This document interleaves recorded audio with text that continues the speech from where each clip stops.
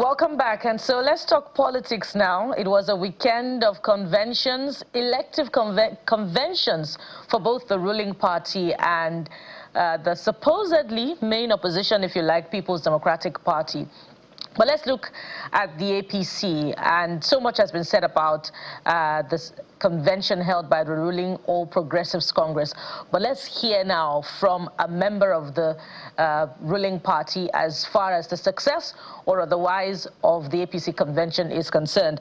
And joining us now is Mr. Ken Okolugbo, who is a former consultant, communications and strategy office of the Senate President. He's also, of course, a member of the All Progressives Congress. Mr. Okolugbo, good morning and welcome to the Morning Brief. Thank you for having me. Indeed. So let's start with organization. And as far as that is concerned, so much has been said. While some have adjudged the convention or the best in recent times as far as convention is concerned, in terms of organization, in terms of, if you like, aesthetics, especially within the Eagle Square. But others have looked at it a bit closely and said, there's still much that can be desired. And I'd like to list a number of those items. We saw the Edo State delegates and their state chairman complaining of, where they were put, which was not quite satisfactory.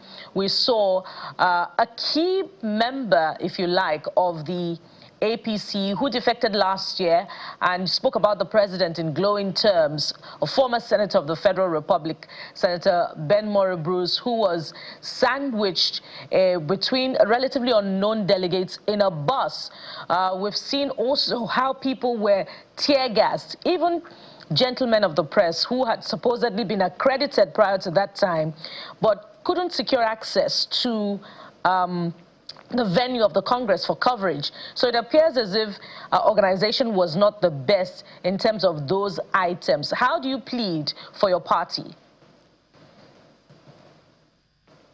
I like to be very frank. The convention was a huge success in terms of attendance, in terms of the number of people who showed so much enthusiasm. I had only just gotten back from Gombe because I was a member of the appeal screening committee for the Northeast Zonal Convention. And so I couldn't settle down to know what was up with almost all the work that had been done in terms of the venue. But I had friends who were in the venue committee and I had friends who were in the security committee, but I think they really need to up their game. That is the absolute truth.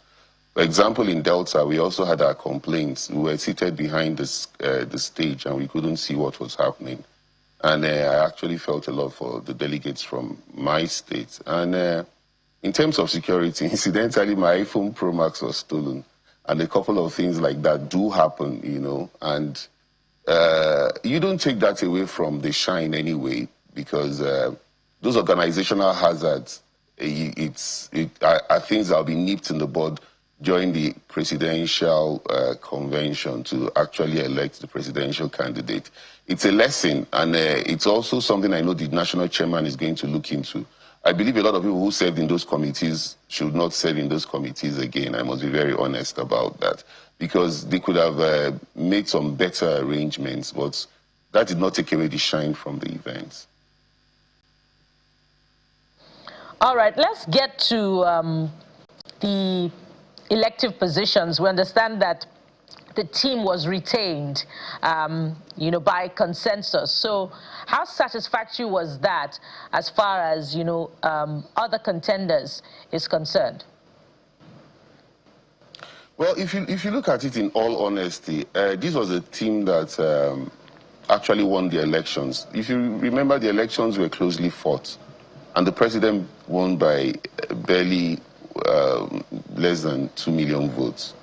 And for a team that, was in charge, and some of them came in within the period of time the president had been sworn into office, you don't expect them to be changing the national chairman who was barely 1 year old in office, or the national secretary who was barely 1 year old in office. They needed this continuity because in an election year, it's very unwise to change your team. And the National Working Committee of the party has discharged themselves quite well. And so if you had even asked my opinion, remember I was in this studio and I even told you what I suggested for my ward in Delta, that everybody should return apart from the positions that, people had done 2 tenures and it had to be women. You look at party positions and you build them in terms of consensus. Nobody wants bickerings. Nobody wants to leave a convention where you have had elections and people will leave with a lot of bad blood. And so I think it was a very wise decision returning the team. And they will have to hit the ground running because it is obvious that there's really no time. The timetable says April 23rd, yes, to May 23rd is for the primaries, which is the most important aspect of the National Working Committee. Remember what the president said, that the pride of the party could also hurt the party. One of the things that can be the biggest problem for the APC will be internal democracy in terms of primaries. People are already saying they're anointed. They don't want to go to the grassroots to ask for the votes of the people. People are already saying that this person has endorsed me. I think it is time for us in the party to tell ourselves the truth. The wards and the leaders of each district, be it senatorial, be it House of Rep constituency, or House of Assembly constituency, even gubernatorial, should be the ones that should take a decision of who does really represent the party, and not the ones by endorsement.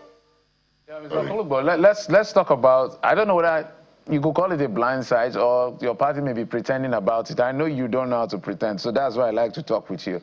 And one of the things that has to happen is its ability to manage a possible implosion. People have predicted an implosion, and you can understand why they are predicting that implosion, because this is perhaps the biggest surge in movement, especially with governors moving with all their structures from the PDP and all of that, and upsetting the sequence of structure that has already been established with people who had aspiration to maybe run for office, whether it's at the national level or at the state level.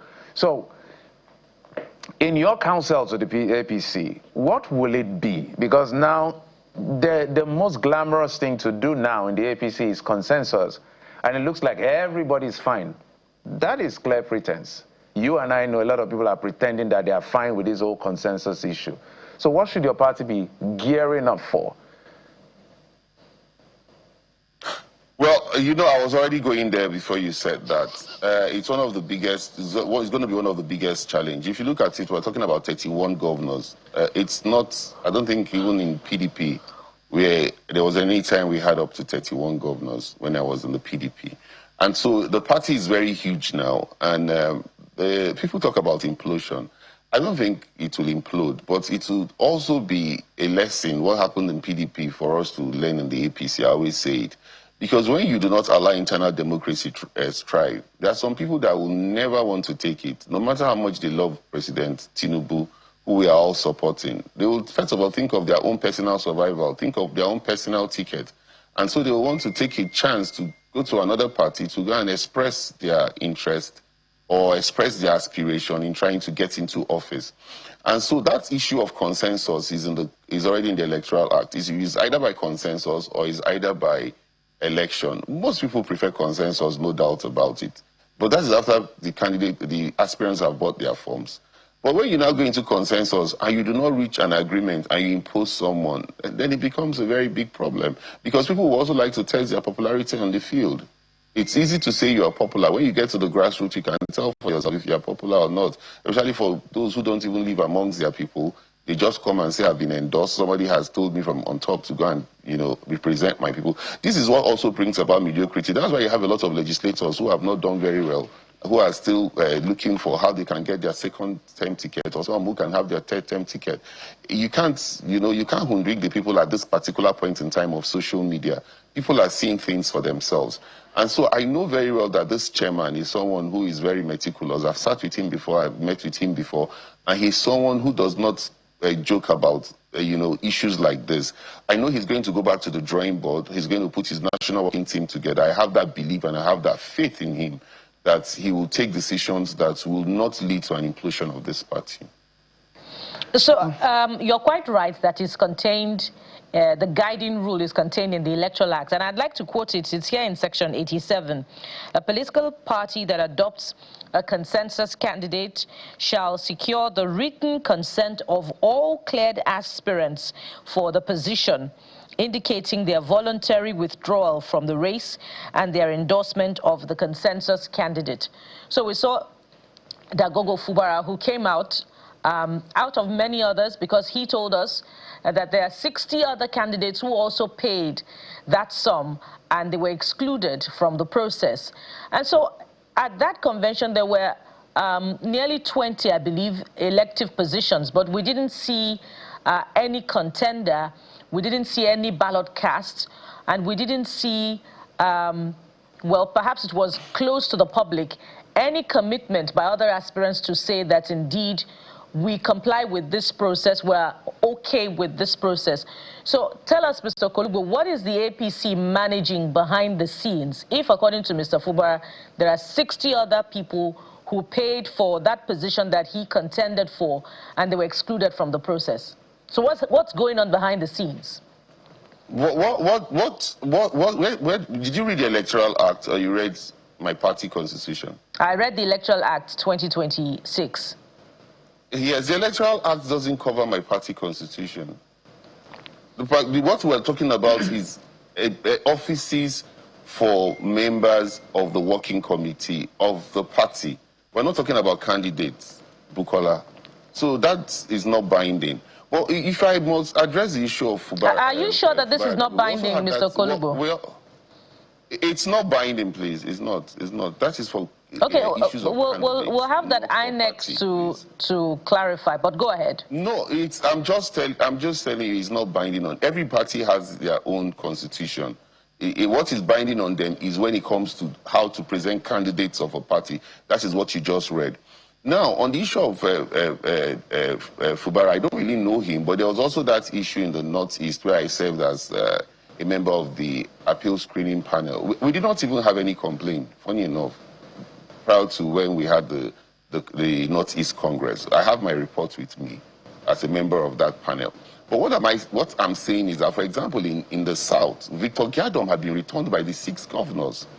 And so Fubara should have consulted very well, because there's no way Fubara will want to become the South vice chairman of the party without the endorsement of the governors. Let's call a spade a spade. If all the 6 governors have returned Victor Gyadom, how do you expect to now buy a form and win the election? You cannot win that election. You must try to sell yourself. Yes, we say consensus, but consensus is such that you must have been accepted. Yes, it's a pity that people bought forms, paid for forms and said they were not given the forms, no doubt about that.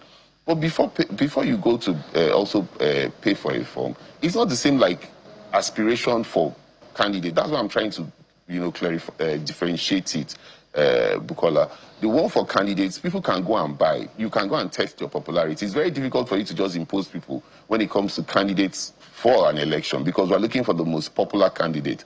But when you're talking about party position, it's always with interest. So he didn't consult properly before he went to go and buy his form, because I know very well that the man who was returned had been endorsed by the 6 governors and the delegates. So how do you win such a contest? So are you saying that there were no aspirants for the other elective positions, and they're all okay with the election of the retention of the new team? A decision had been taken that they were going to return the new team. If you were going to be able to change anybody there, you should have been able to warm your hearts to those who took those decisions. And if you couldn't warm your heart to those who took the decisions, why just try to put up a fight? You don't own the party. The party is a collective effort of people who are members of the party. And that decision is a collective decision. Mr. Okolugbo, let's talk about the election proper. Apparently, the president is going to get a ticket. There's been endorsement that started almost a year ago with the summit that was held, as regional endorsements, all forms of endorsement. So it's just endorsement. But let's talk about what you see that the president may be up against in terms of a challenge. Let's begin with the North, which is a natural challenge, in my view, for him. He did quite well. He tried his best in the last election to take a few places in the North to form his numbers and spread across the country. But especially when it comes to national security or insecurity in this sense, this president hasn't done as much as we expect him to do. Has he made effort? Yes. But the same thing that bedeviled Muhammadu Buhari is still bedeviling him. The quality and standard of human lives, or the value for human life, is still at very low. We're still having record number. In fact, it is on record, I stand to be corrected, that under this leadership, the highest mass abduction occurred, because Chibok was the highest, 200 and something. I think Papri was the next. Is it Papri now? I think in Niger. Niger State. About over 300 persons.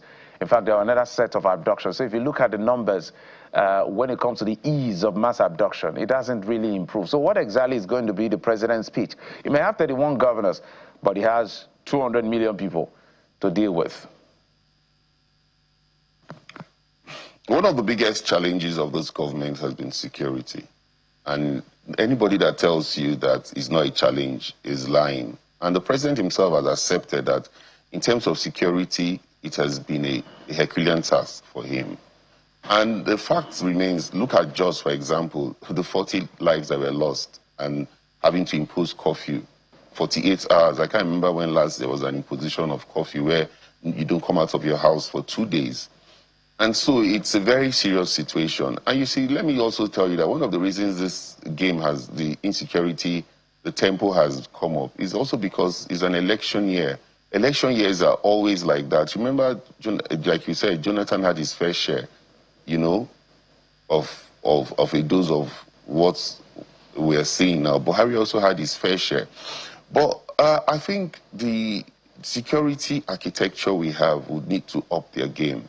The president has given them the marching order to go to Borno, and we're seeing that instead of Borno, Yobe, and Adamawa, that we have these issues, and it has not only read its head in the North Central. We're having a Plateau and Benue being the hottest spots after Niger has had its fair share of challenges. I think what the president has suggested is what we should do. We should quickly go into this issue of state policing. The National Assembly should quickly allow the state policing, arm the forest guards. I was speaking with someone who told me that the civil defense has only 55,000 rifles. They're looking for 50,000 rifles. And I was quite alarmed that if the civil defense is looking for 50,000 rifles, how do they even arm those who are supposed to take care of very critical areas of security in this country? And so the truth must be said. We must buy arms, we must buy ammunition, we must up our defense budget, but more especially, we must arm our forest guards, like the presidents have said, through the Office of the National Security Advisor. We shouldn't play lip service to it. Every security is local. You must be able to give intelligence. It's failure of intelligence that actually led to the killing in Jos. And so by the time these things are done, they will realize that these issues are not only, you know, if you also look at it, the opposition has not even also told us what they have, what their game plan is to stop the insecurity we have in Nigeria. People thought that when Buhari came, they said Buhari was the one that was suggested to negotiate on behalf of Boko Haram, and that once Buhari became the president, there will be an end to these killings. But we saw that there was no end to these killings. And yet, you know how ruthless Buhari was as a military head of state, and you couldn't also take it away from him that he had a lot of experience in terms of security. So you can also, you know, accept that fact that it is a challenge, it's a huge challenge, but has to be nipped in the bud. And the only way you can nip it in the bud is to allow for state police and forest guards to be armed to the teeth, not even with pump action rifles, but with AK-47, so that they can actually fight these terrorists, these bandits, these kidnappers that have been making the country very unsafe. Yeah, Mr. Okolugbo, affecting our gross domestic product.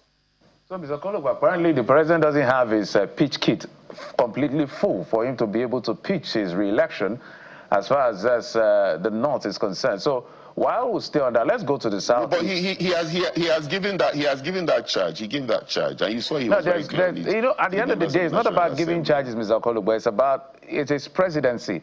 Whether they carry out that charge and they are able to do it satisfactorily.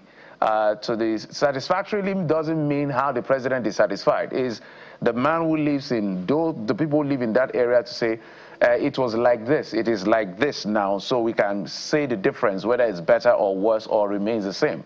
It is their verdict. So that's why I'm asking about the measures the president is, what is he going to use as his pitch kit to be able to pitch as far as his re-election, especially the North is concerned, which is where Pundit may be suggesting he's going to have a lot of run in terms of his contention. But in answering that, in addition to what you want to say, let's talk about the Southeast, for instance, that have complained consistently about marginalization. We've seen some representation of people who are not typical politicians, businessmen, joining the city boys and all of that. I think Ogun State has about 4 ministers. If we have Wale Dubosu Tijani, Oduwole, Dr. Oduwole, I think Salako, Minister Salako, that should be about 4. I think the whole of the Southeast, I stand to be correct, I don't think they have more than 6 or so, as at the last count. So you see, in terms of representation, at that level, they may not have as much representation as possible. So, and I know it has friends in the Southeast, but for the Southeasterner, who is traditionally, from the last election, doesn't want to see the president return, what is he going to use as a pitch this time? You think he's done enough to assuage them to consider him for some numbers? Well, I don't think it's only what he has done. We already have APC governors. We have the governor of Imo. We have the governor of Ebonyi. We have the governor of Enugu. And you can accept the fact that the governor of Enugu has been adjudged to be one of the best governors that we have had in recent times because of the work that he's doing. Now, the removal of fuel subsidy gave more money to the governors. And so that is one huge plus you're going to give him. Yes, we're suffering it in terms of the Iran-American war right now. Because of the fact that there is no subsidy, we can feel the heat and we can feel the bites in our pockets buying fuel and all we are experiencing in terms of the crisis. But if you look at the bigger gain in terms of the macroeconomic indices it has given to the Southeast, they have also been able to develop the Southeast Development Commission. And so if that commission is funded, a whole lot is going to be done in that area. And I think the commission is led by a young man who has a vision to actually do a lot in terms of programs. And yes, it's going to be a challenge in the Southeast. Southeast has always not voted, or they have always shown resistance. So there is no doubt to say that Southeast is also going to prove a challenge. But it will not be much of a challenge in the terms of what measures you are going to use if you look at what the governors have also done, who are the APC governors. And don't forget too that Charles Soludo has also confirmed that he has done a lot for his people because of the policies of President Tinubu, and that he's going to be supporting President Tinubu. I'm not saying once governors support you, you have won an election. No, that's not the case. It's like I said in one of your stations that Peter Obi was totally obliterated his opponents in Anambra because that is where he comes from. So there are these areas that you come from, and you know that fact that you are from there is always that sentiment, ethnic sentiment, when it comes to that voting. So there is no doubt that when you're on the ballot, you definitely, not only do well, but win your elections extremely from those areas. But in terms of his performance last time, which was very poor in the Southeast, I don't think he's going to perform like that again, in my own analysis. Well, just before the ship sails fully on the subject of insecurity, if you're saying that previous administrations had this same challenge and it is now becoming the norm ahead of every electioneering year, is it now for us to accept it as a normal pattern and absolve this administration of blame where this is concerned? And I say this on the back of the fact that the current president, as national leader of the All Progressives Congress, called for the resignation of former President Goodluck Jonathan while he was president in 2014 ahead of the electioneering year, saying that the administration lacked the capacity to tackle the challenge of insecurity, and we're seeing a gross challenge in the same breath. We're seeing that the administration itself is unable to tackle the challenge of insecurity this time around. So should your principal resign following this lack of capacity? Not my principal, the president, rather. I don't think the president should resign. At this material point in time, it is for the security agencies to up their game. And they don't have a choice. It's the truth about it. And you can see a three-pronged approach. When they went into Maiduguri, by the time the president got to the UK, you saw the gains. Over 80 terrorists were killed.